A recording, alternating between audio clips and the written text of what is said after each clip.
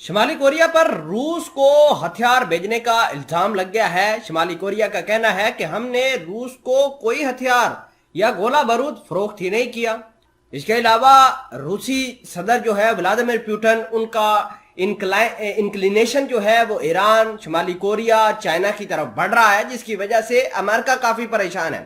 ادھر شمالی کوریا نے اپنے جو اٹامک ویپنز کو قانونی شکل دے دی ہے، پارلیمنٹ کے اندر ایک قانون پاس کر دیا ہے کہ ہمارے نیوکلیر ویپنز لیگلائز ہیں، ہم ان کا استعمال کسی بھی ملک کے اوپر کر سکتے ہیں، اس طرح کے قانون ہے۔ اس حوالے سے بھی تھوڑی ڈسکس کریں گے۔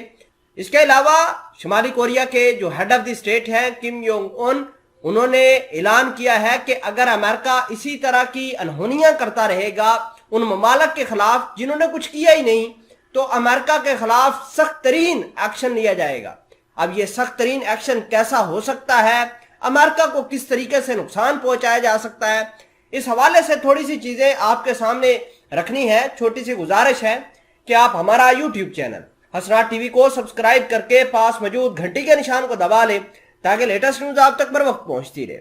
خبر یہ ہے کہ شمالی کوریا پر امریکہ نے الزام لگایا ہے کہ روس کو شمالی کوریا نے ہتھیار بیچے ہیں۔ روس کو فوجی ہتھیار برآمد کرنے کے مغربی ممالک کے دعوے کو مسترد کرتے ہوئے شمالی کوریا کی حکومت نے کہا ہے کہ یہ کارروائی ماضی میں انجام نہیں دی گئی اور نہ ہی مستقبل کے لیے ان کا کوئی منصوبہ ہے۔ رپورٹ کے مطابق مغربی ممالک کے ان دعووں پر پیونگ یونگ کا رد عمل سخت آیا ہے، جس میں کہا گیا ہے کہ شمالی کوریا یوکرین کی جنگ میں استعمال کے لیے رشیا کو ہتھیار اور فوجی ساز و سامان برآمد کرتا ہے۔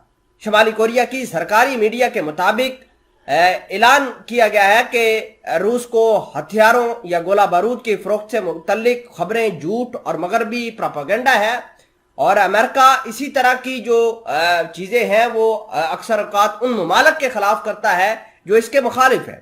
رپورٹ کے مطابق شمالی کوریا کی وزارت دفاع میں آلات سازی کے دفتر کے ڈپٹی ڈائریکٹر جنرل کے حوالے سے کہا گیا ہے کہ ہم نے ماضی میں بھی کبھی رشیا کو ہتھیار یا گولہ بارود برآمد نہیں کیا اور مستقبل میں بھی انہیں برآمد کرنے کا کوئی منصوبہ نہیں رکھتے، جس کی وجہ سے امریکہ کی جو ایک بڑی ہیجمنی تھی وہ تباہ ہوئی ہے۔ دوسرے نمبر پر اب امریکہ کو یہ جو ہے شمالی کوریا کس طرح ٹیکل کر سکتا ہے۔ دیکھیے کہ سچ کوئی بڑا تھریٹ امریکہ کے ملک کو نہیں ہے، لیکن امریکہ کے انٹرسٹ کو یہ کورین پیننسولا کے اندر بہت زیادہ ہے۔ کیسے؟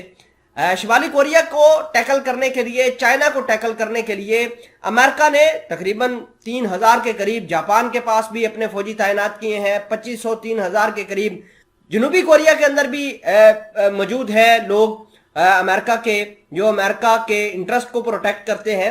تو تمام تر یہ چیزیں جو ہے شمالی کوریا ان کو لگاتار تھریٹ کرتا ہے، کبھی میزائل فائر کر کے، کبھی کچھ کر کے۔